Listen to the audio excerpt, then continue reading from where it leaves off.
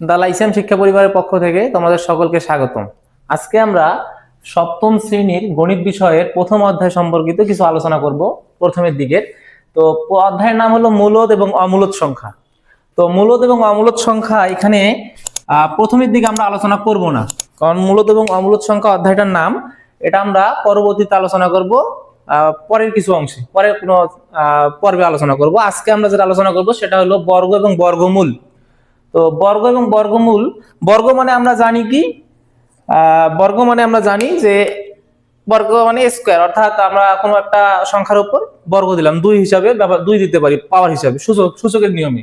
আর বর্গমূল হলো কি, এটা আমরা সংখ্যার মাধ্যমে বুঝি, কোন সংখ্যাকে সেই সংখ্যা দ্বারা গুণ করলে যে গুণফল পাওয়া যায় তা ওই সংখ্যার বর্গ এবং সংখ্যাটি গুণফলের বর্গমূল। অর্থাৎ এই সংখ্যাটা দেখে অনেকে বুঝতে পারবেন না। তো আমরা একটা উদাহরণ দেখি, যেমন 4, 4কে যদি আমরা 2 গুণন 2 লিখি, অর্থাৎ 2 এর উপর যদি বর্গ দেই, 2 এর উপর বর্গ দিছি 2, 2 এর, তাহলে 2 এর উপর বর্গ দেওয়ার ফলে এর যে বর্গ যে উত্তরটা আসলো সেটা হলো 4। তাহলে আমরা বলতে পারি 2 এর বর্গ 4। অর্থাৎ কি বলছে, কোন সংখ্যাকে সেই সংখ্যা দ্বারা গুণ করলে, কোন সংখ্যাকে সেই সংখ্যা দ্বারা গুণ করলে যে গুণফলটা পাওয়া যাবে, যে গুণফলটা পাওয়া যাবে তা ওই সংখ্যার বর্গ। তা ওই সংখ্যা বলতে কোনটাকে বোঝাবে? ওই সংখ্যা বলতে 2 কে বোঝাবে। অর্থাৎ 2 কে ওই একই সংখ্যা দ্বারা গুণ করলাম, গুণ করার ফলে যে গুণফলটা পাইলাম সেটা হলো 4। এই 4টা হবে ওই সংখ্যার বর্গ। এবং বলছে সংখ্যাটি গুণফলের বর্গমূল। অর্থাৎ এই সংখ্যাটা গুণ করার ফলে, দুইটা সংখ্যা গুণ করার ফলে যে সংখ্যাটা আসলো, এটার সংখ্যাটি গুণফলের বর্গমূল। অর্থাৎ যে সংখ্যাটা আমরা শুরুতে লিখছি ওটাই হবে ওই সংখ্যাটির বর্গমূল, অর্থাৎ 4-এর বর্গমূল। তাহলে আমরা এখানে 4-এর 2 হলো কি, 2 হলো তোমার বর্গমূল আর বর্গ হলো 4। ঠিক আরেকটা উদাহরণ যদি আমরা দেখি, 9 কে আমরা যদি দেখি 3 গুণন 3, অর্থাৎ আবার সংখ্যাটার দিকে দেখি, কোন সংখ্যাকে সেই সংখ্যা দ্বারা গুণ করলাম, অর্থাৎ 3 কে 3 দ্বারা গুণ করলাম, গুণ করার ফলে গুণফলটা পাইলাম কত? 9। এই 9টা হবে বর্গ ওই সংখ্যার বর্গ, অর্থাৎ 3-এর বর্গ 9।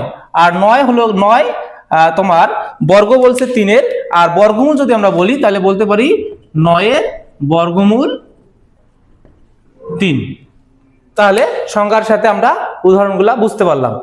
এখন আমরা দেখব পূর্ণবর্গ সংখ্যা, অর্থাৎ পূর্ণবর্গ সংখ্যাটা কি এটা আমরা জানবো। তো এটা জানার আগে আমরা সংখ্যাটা একটু দেখি। কোন সংখ্যার বর্গমূল যদি একটি স্বাভাবিক সংখ্যা হয় তাহলে ওই সংখ্যাটিকে আমরা পূর্ণবর্গ সংখ্যা বলবো। তাহলে স্বাভাবিক সংখ্যাটা আসলে কি? এই স্বাভাবিক সংখ্যাটা কি? স্বাভাবিক সংখ্যা আমরা জানি যে শূন্য থেকে বড় 1, 2, 3, 4, 5, 6, 7 এগুলোকে আমরা স্বাভাবিক সংখ্যা বলতে পারি। অসংখ্য স্বাভাবিক সংখ্যা আছে এরপর, অর্থাৎ 1 থেকে বড় যেগুলো আছে সবগুলো আমরা স্বাভাবিক সংখ্যা জানি। তো কোন সংখ্যার বর্গমূল যদি একটি স্বাভাবিক সংখ্যা হয় তাহলে ওই সংখ্যাটিকে আমরা বলবো পূর্ণবর্গ সংখ্যা। তাহলে আমরা এমন একটা উদাহরণ দেখি, উদাহরণ হিসেবে দেখতে পারি 25 কে আমরা যদি বর্গমূল করি, 25 কে বর্গমূল করলে পাবো উত্তর 5, যা একটি স্বাভাবিক সংখ্যা, তাহলে এখানে আমরা 25 কে পূর্ণবর্গ সংখ্যা বলতে পারি, 25 কে পূর্ণবর্গ সংখ্যা বলতে পারি। এরূপ যদি আমরা আরেকটা সংখ্যা বের করি 36 কে যদি আমরা 36 এর যদি বর্গমূল বের করি, বর্গমূলটা আসবে 6, যা একটা স্বাভাবিক সংখ্যা। এরূপ আমরা যদি 49 এর বর্গমূল বের করি উত্তর আসবে 7, যা একটা স্বাভাবিক সংখ্যা। অর্থাৎ তাহলে আমরা বলতে পারি যে 25, 36, 49 এই সংখ্যাগুলো হলো পূর্ণবর্গ সংখ্যা। এখন আমরা দেখব একটা এমসিকিউ এর জন্য এই ধরনের প্রশ্ন আসে যে কোন সংখ্যার একক স্থানীয় অঙ্কে যদি 1 বা 9 থাকে তাহলে তার বর্গ সংখ্যার একক স্থানীয় অঙ্কটি কত হবে। তাহলে এখানে যদি আমরা দেখতে পাচ্ছি, এগুলা সাধারণত এমসিকিউ এর জন্য আসে পরীক্ষায়। তো এখানে দেখো যে সংখ্যাটা একক স্থানীয় অঙ্ক 1, এখানে সংখ্যাটা একক স্থানীয় অঙ্ক 9, এখানে একক স্থানীয় অঙ্ক 1, এখানে একক স্থানীয় অঙ্ক 9। তাহলে এগুলো হলো সংখ্যা। এই সংখ্যা বলে যদি সংখ্যা একক স্থানীয় অঙ্ক 1 বা 9 হয় তাহলে বর্গ সংখ্যার একক স্থানীয় অঙ্ক কত হবে। তাহলে এখানে যদি আমরা দেখি যে 1-এর উপর যদি আমরা বর্গ করি 1 হয়, 9-এর উপর বর্গ করলে 81 হবে, 11-এর উপর বর্গ করলে 121 হবে এবং 19-এর উপর বর্গ করলে হবে 361। অর্থাৎ বর্গ সংখ্যার ক্ষেত্রে যদি আমরা লক্ষ্য রাখি, এই সংখ্যার একক স্থানীয় অঙ্ক 1, এই সংখ্যার একক স্থানীয় অঙ্ক 1, অর্থাৎ প্রত্যেকটারই একক স্থানীয় অঙ্ক 1 হবে। তাহলে এই যে প্রশ্নটা করলাম এখানে, সংখ্যার একক স্থানীয় অঙ্ক 1 বা 9 হলে তাহলে বর্গ সংখ্যার একক স্থানীয় অঙ্ক কত হবে? তাহলে বর্গ সংখ্যার একক স্থানীয় অঙ্ক কত হবে? উত্তর হবে 1। ঠিক একই ভাবে যদি আমরা আরেকটা দেখি, যে একক স্থানীয় অঙ্ক, সংখ্যার একক স্থানীয় অঙ্ক 3, 7 আর 3 বা 7 যদি হয়, তাহলে তার বর্গ সংখ্যার একক স্থানীয় অঙ্কটা কত হবে? তাহলে 3-এর উপর বর্গ করলে হবে 9, 7-এর উপর বর্গ করলে হবে 49 এবং 13-এর উপর বর্গ করলে হবে 169। অর্থাৎ আমরা বর্গ সংখ্যার ক্ষেত্রে যদি দেখি, তাহলে একক স্থানীয় অঙ্ক 9 হচ্ছে। তাহলে এটার উত্তর হবে, বর্গ সংখ্যার একক স্থানীয় অঙ্ক হবে 9। তাই এরূপ অনেকগুলো এমসিকিউ আমাদের পরীক্ষায় এসে থাকে, আমরা এগুলা ভুল করে থাকি, অর্থাৎ এরপর আমরা আশা করি আর কখনো ভুল হবে না। তো এখন আমরা দেখবো মৌলিক গুণনীয়কের সাহায্যে বর্গমূল নির্ণয়। এইটা কথার আগে আমরা এখানে একটা জিনিস দেখতে পাচ্ছি, সেটা হলো মৌলিক। অর্থাৎ মৌলিকটা কি? মৌলিক গুণনীয়ক। এর আগে আমরা মৌলিক সংখ্যা সম্পর্কিত একটু ধারণা নেই। তো মৌলিক সংখ্যা এখানে বলছে 1-এর চেয়ে বড় যে সকল সংখ্যার 1 এবং সংখ্যাটি ছাড়া অন্য কোনো গুণনীয়ক নেই, তাকে আমরা মৌলিক সংখ্যা বলবো। তাহলে মৌলিক সংখ্যা আমরা জানি যে এক তো কখনোই মৌলিক সংখ্যা না। মৌলিক সংখ্যা হলো 2, 3, 5, 7, এভাবে আরো অসংখ্য মৌলিক সংখ্যা আছে। 1 থেকে 100, 200, 300-র মধ্যে আর অনেকগুলো মৌলিক সংখ্যা আছে, আর অসংখ্য মৌলিক সংখ্যা আছে।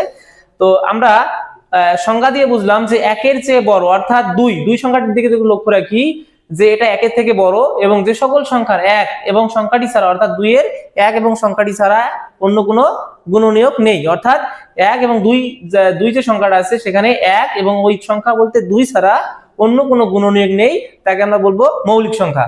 তো মৌলিক সংখ্যা আমরা যখন বর্গমূল নির্ণয় করব কোন একটা সংখ্যার, সেখানে মৌলিক গুণনীয়ক গুলা লাগবে। মৌলিক গুণনীয়ক বলতে মৌলিক সংখ্যাগুলা যেগুলো আছে এগুলোর মাধ্যমে আমরা সমাধান করার চেষ্টা করবো। অর্থাৎ 16-এর বর্গমূল নির্ণয় করতে বলছি এখানে। 16-এর বর্গমূল যদি আমরা দেখি, 16-এর গুণনীয়ক গুলা লিখবো। অর্থাৎ গুণনীয়ক বলতে 16-কে যে সকল সংখ্যা দ্বারা ভাঙানো যায়, অর্থাৎ যে সকল মৌলিক সংখ্যা দ্বারা ভাঙানো যায়। তো 16-কে যদি আমরা ভাঙি, 2, 2, 2 গুণন 2, অর্থাৎ 2 2 4, 4 2 8, 8 2 16।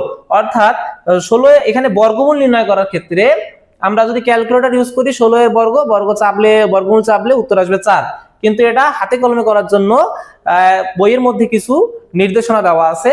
তো এটা যদি আমরা 16-এর গুণনীয়কগুলো লিখি, গুণনীয়কগুলো লেখার পর গুণনীয়কগুলো আমরা কি করব? জোড়া করব। অর্থাৎ এই যে জোড়া করছি, এই যে একটা জোড়া করছি, অর্থাৎ প্রথমে আমাদের এই গুণনীয়কগুলোকে একই সংখ্যাগুলো, অর্থাৎ একই যে 2 আর 2 একই সংখ্যা, আবার 2 2 একই সংখ্যা, এখানে 4টাই একই সংখ্যা, এগুলোকে আমরা জোড়ায় করব। অর্থাৎ এখানে যদি জোড়ায় করার ফলে 2 গুণন 2 জোড়া হয়েছে, আবার 2 গুণন 2 জোড়া হয়েছে।